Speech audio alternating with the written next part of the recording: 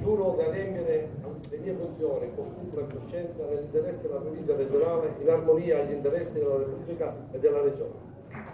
Rischia di finire nella storia della provincia regionale di Agrigento. Totò Scozzari oggi è stato nominato assessore proprio nel giorno in cui l'ARS potrebbe decidere di abolire gli enti, approvando il disegno di legge varato dal governo Crocetta. Questione di ore, insomma, e si conoscerà il futuro delle province. Il presente dice invece che un altro assessore approda nell'amministrazione guidata dal presidente Dorsi. Forse per una questione di opportunità sarebbe stato prudente aspettare gli sviluppi, capire la concreta volontà di Sala d'Ercole, ma ovviamente questi sono dettagli. Finché non c'è il voto la vita dell'ente continua e così allora il capogruppo dell'MPA viene chiamato a far parte della squadra di governo della provincia.